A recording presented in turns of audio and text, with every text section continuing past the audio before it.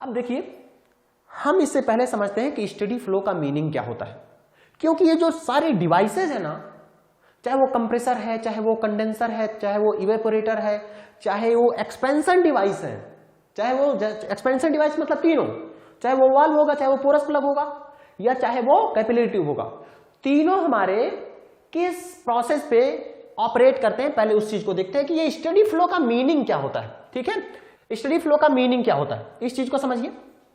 देखिए steady flow पहले समझिए, एक देखिए अपवर्ड लिख रहा है स्टेडी फ्लो, ठीक है। स्टेडी फ्लो का मतलब क्या है, कुछ ना कुछ प्रॉपर्टीज होगा। प्रॉपर्टीज हमारी, हम बात कर रहे हैं हीट ट्रांसफर की, थर्मोडायनेमिक्स की, रेफ्रिजरेशन की, तो हम लोग यहां पे विस्कोसिटी की मतलब फ्लूइड प्रॉपर्टीज की बातें नहीं कर रहे हैं। ऑफ कोर्स फ्लूइड प्रॉपर्टीज के रिस्पेक्ट में भी बात कर सकते हो, लेकिन हमारा काम यहां पर मास और एनर्जी का है। समझ पा रहे हैं? देखिए स्टेडी फ्लो का मीनिंग क्या है, यहां पर डेफिनेशन समझिए इसका, स्टेडी फ्लो का मीनिंग देखिए क्या लिखा हुआ है, if during a flow properties, properties आप कह सकते हो कि sir fluid property like viscosity, ठीक है, वो चीजें हमारा फ्लूइड मैकेनिक्स का पार्ट है। अभी हमें जो देखना है वो बेसिकली थर्मोडायनेमिक्स के रिस्पेक्ट में, यानी कि रेफ्रिजरेशन के रिस्पेक्ट में। तो इसमें हमने दो तरह के प्रॉपर्टीज पढ़े हैं, एक इंटेंसिव प्रॉपर्टी, दूसरा एक्सटेंसिव प्रॉपर्टी। इंटेंसिव को इंट्रिंसिक प्रॉपर्टी भी बोलते हैं। आई एन को देखोगे, it is independent of mass, और EX इसको एक्सट्रिंसिक प्रॉपर्टी भी बोलते हैं, this is dependent to mass. मतलब ये मास पे डिपेंड करेगा, ये मास पे डिपेंड नहीं करेगा। समझ पा रहे हैं? जैसे मैं बोलूं टेम्परेचर, है ना, तो टेम्परेचर इस रूम में, जो रूम का टेम्परेचर आप कहीं भी मेजर करोगे, चाहे इस पोजीशन पे चाहे इस पोजीशन पे, हर जगह सेम मिलेगा। ठीक है, क्या ये मास पे डिपेंड है? नहीं। जैसे डेंसिटी, वाटर की डेंसिटी सपोज करो, अगर आप 1000 kg पर मीटर क्यूब लेते हो, देखो वाटर की डेंसिटी में थोड़ा सा और बता देता हूं, वाटर की डेंसिटी जो होती है ये 1000 kg पर मीटर क्यूब, ये किस पे होती है? आपको क्लियर होना चाहिए, कोई भी डाटा आप याद रखो तो आपको क्लियर ये होना चाहिए किस टेम्परेचर और प्रेशर पे है। ठीक है, तो this is density of water 1000 kg पर मीटर क्यूब, कितने टेम्परेचर पे? एट 20 डिग्री सेल्सियस, और प्रेशर कितना? 1 एटमॉस्फेरिक। समझ पा रहे हैं?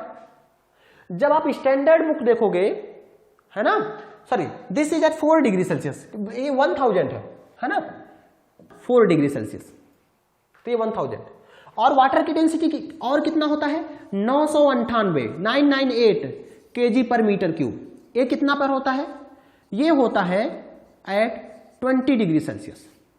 इसी नाते जब आप कोई बहुत अच्छे ऑथर्स की बुक लोगे, है ना, अच्छे ऑथर्स की बुक लोगे, तो रो की वैल्यू 1000 नहीं लिखते हैं, वो रो की वैल्यू 998 लेके चलते हैं। क्यों? क्योंकि एटमॉस्फेरिक में जो टेम्परेचर है 25-26 डिग्री सेल्सियस के करीब, तो उस समय का टेम्परेचर लगभग मैं 20 एवरेज मान सकता हूं। भाई 4 डिग्री सेल्सियस तो नहीं मान सकता एटमॉस्फेयर पे, इस नाते वो मोस्टली रो को 998 लेके चलते हैं।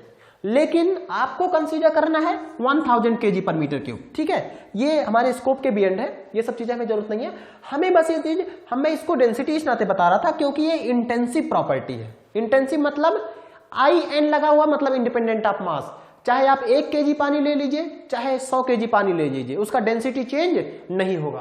तो ये दो प्रॉपर्टीज।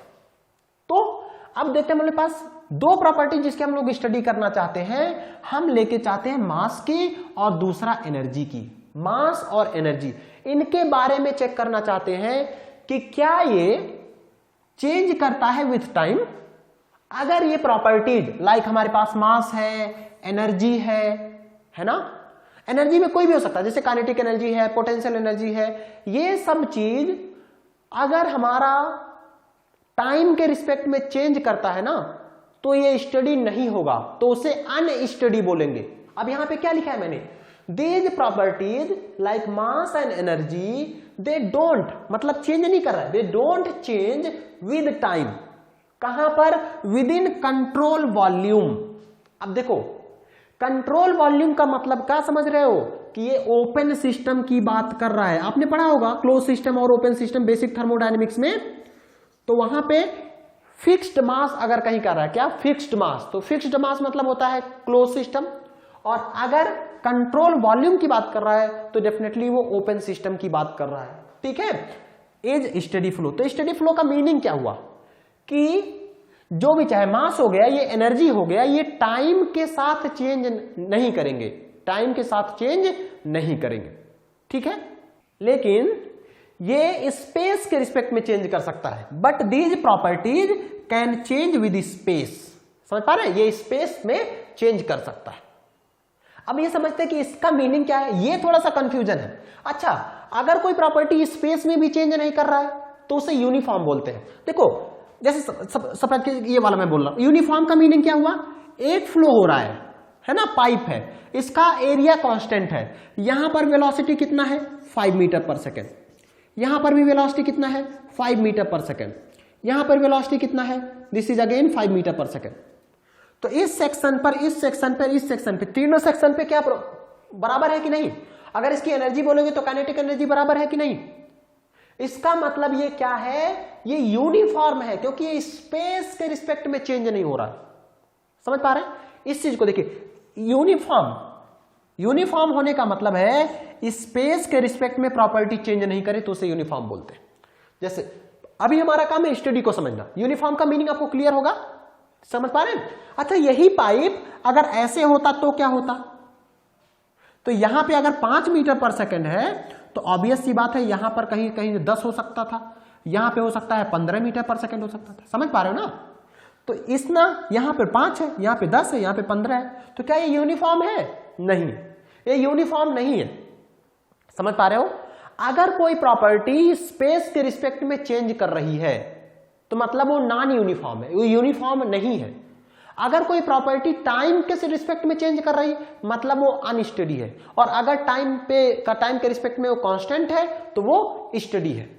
तो यहां पे क्या होगा, जो प्रॉपर्टीज है, जो फ्लो प्रॉपर्टीज है, like we have intensive properties और एक्सटेंसिव प्रॉपर्टीज, जैसे कि मास और एनर्जी, ये टाइम के साथ चेंज नहीं करना चाहिए। ठीक है, लेकिन स्पेस के साथ चेंज होगा।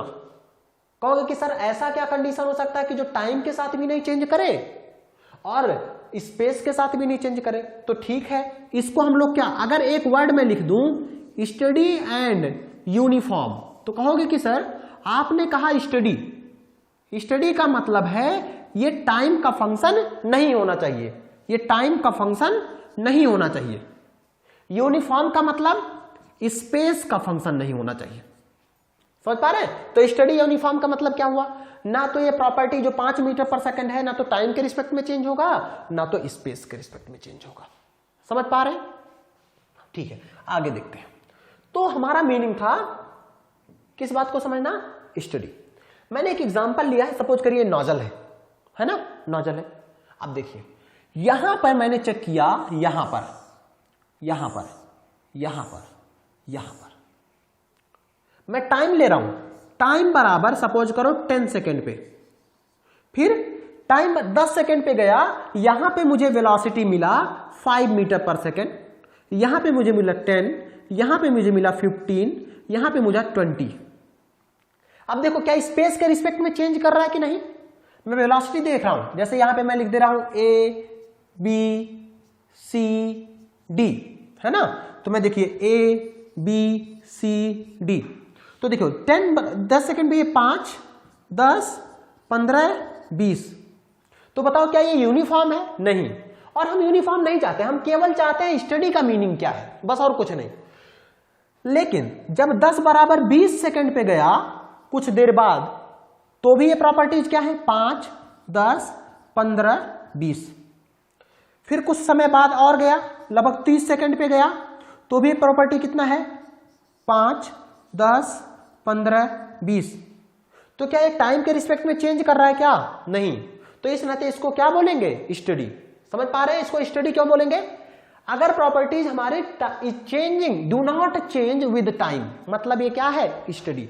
यहां पर प्रॉपर्टी के टाइम के रिस्पेक्ट में चेंज कर रहा है? नहीं। तो ये क्या है, स्टडी है। क्या ये स्पेस के रिस्पेक्ट में चेंज कर रहा है? हाँ। तो क्या ये यूनिफॉर्म है? नहीं, ये नॉन यूनिफॉर्म है। ठीक है, क्लियर होगा मेरे ख्याल से इतना। तो यानी कि स्टडी फ्लो में क्या होने वाला है, स्टडी फ्लो में कोई भी प्रॉपर्टी टाइम के रिस्पेक्ट में चेंज नहीं होगा।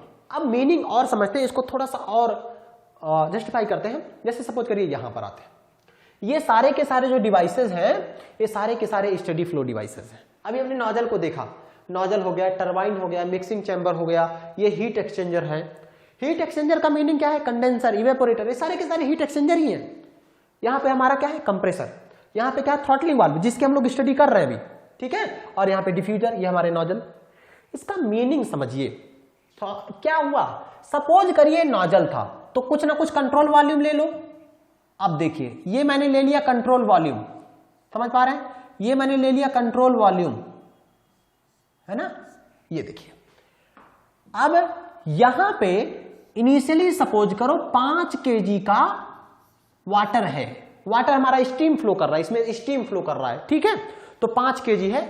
अब यहां से आया 2 kg, ठीक है। यहां से हमारा कितना आया? 2 kg पर सेकेंड, ठीक है। तो जो जब आएगा 2 तो ये बनेगा 7। फिर यहां से हमारा निकल गया 1।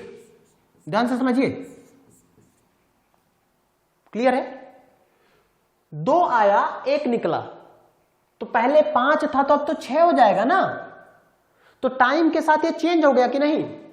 समझ पा रहे हो भाई? 2 kg 1 सेकंड में आया, उतने में 1 kg निकल गया, तो 1 kg इसके अंदर रह गया, यानी कि 5 की जगह पे अब ये क्या हो गया? 6 हो गया। तो ये प्रॉपर्टी चेंज हो गया कि नहीं? मास चेंज हो गया, पहले मास 5 था, अब कितना हो गया? 6 हो गया। तो अब ऐसा क्या करो, आप चाहते हो कि इसके अंदर जो भी मास है वो चेंज नहीं हो, तभी वो स्टडी फ्लो हो पाएगा। तो यानी कि आपके अंदर जो आ रहा है, सपोज करिए 2 kg पर सेकेंड आया था, तो उतना ही बाहर निकलना पड़ेगा ना। बोलो, जितना आया है उतना बाहर निकलना पड़ेगा, तभी इसके अंदर जो 5 kg था मास, वो मास हमेशा रह पाएगा। नहीं तो घटेगा या बढ़ेगा, मतलब चेंज होगा।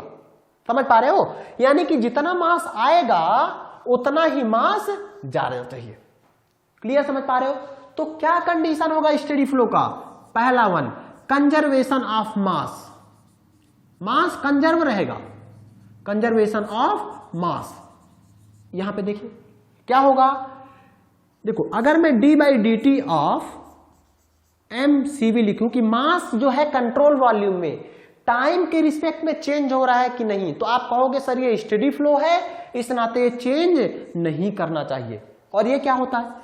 मास flow rate at inlet minus mass flow rate at exit बराबर 0, और यहां से आया mi.me। मतलब इसको समझो, इसका कारण ये है, जितना आया 2 आया था तो 2 kg पर सेकेंड बाहर जाना चाहिए, तभी स्टडी होगा।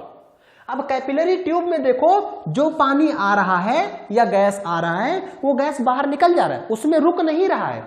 तो क्या ये स्टडी फ्लो डिवाइसेज है कि नहीं? कंप्रेसर में जो आया वो बाहर निकल गया, रुक नहीं रहा है, तो ये स्टडी फ्लो डिवाइसेज है कि नहीं? इसमें से जो पानी आया ऐसे ऐसे घूम के बाहर चला गया, ये वाला जो आया ऐसे ऐसे घूम के बाहर चला आया, इसमें कुछ एक्यूमुलेट नहीं हो रहा है, कुछ रुक नहीं रहा है, तो ये स्टडी फ्लो होगा कि नहीं? तो यानी कि अगर जितना मास, 2 कंडीशन होंगे स्टडी फ्लो होने के। पहला, जो मास आ रहा है वही मास बाहर जाएगा, जो मास आ रहा है वही मास बाहर जाएगा।